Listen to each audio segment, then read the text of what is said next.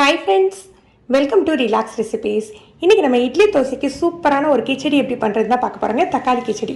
இங்க நான் 1/2 கிலோ அளவுக்கு தக்காளி எடுத்துர்க்கேன். இதை நம்ம முதல்ல கழுவிக்கலாம். இதை ரெண்டு ரெண்டா கட் பண்ணிட்டு நம்ம ஒரு பிரஷர் குக்கர்ல சேர்த்துக்கலாம். சின்ன சின்னதா கட் பண்ணணும்னு அவசியம் இல்லை. ஜஸ்ட் இதை மட்டும் நம்ம ரிமூவ் பண்ணி எடுத்துட்டு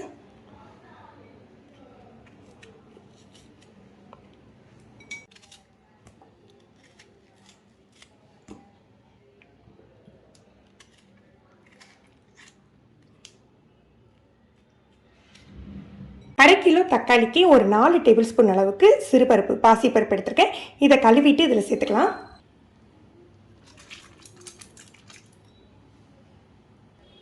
ஒரு 3 பச்சை மிளகாய் இதை ரெண்டாக கட் பண்ணி சேர்த்துக்கலாம்.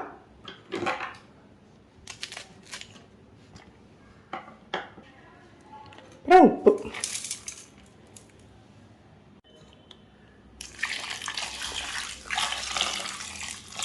இதில் ஒரு 1.5 கப் அளவுக்கு தண்ணி சேர்த்துருக்கேன்.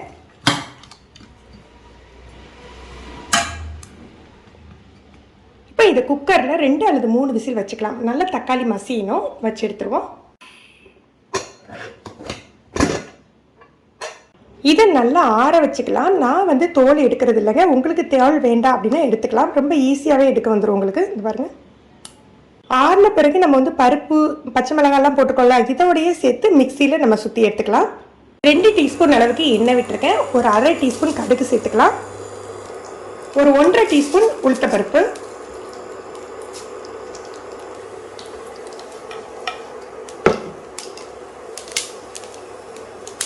கருவேப்பிலை, நம்ம அரைச்சி வச்சுருக்கோம் இல்லையா, அதை டேஸ்ட் பண்ணி பார்த்துட்டு நம்ம எக்ஸ்ட்ரா காரத்துக்கு காஞ்ச மிளகாய் சேர்த்துக்கலாம். ஏன்னா அதை பச்சை மிளகாவோட சேர்த்து அரைச்சிருக்கையில் தான் உங்களுக்கு அந்த காரம் கரெக்டாக தெரியும்.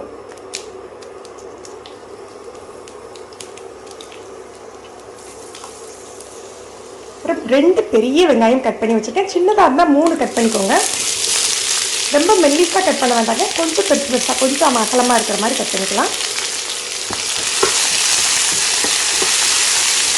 இதுக்கு மஞ்சள் பொடி பெருங்காய பொடி சேர்க்க வேண்டாம். வெங்காயம் வதங்கினா போதும். வெங்காயமே பொன்முறுவலால் வதங்க வேண்டாங்க.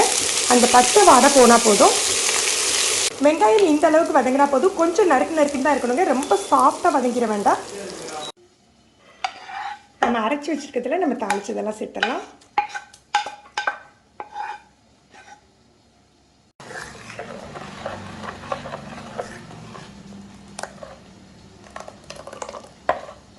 ஒரு 1/2 கப் போல் நம்ம தண்ணி சேர்த்துக்கலாம். இவ்வளோ திக்காக இருக்கணும்ல.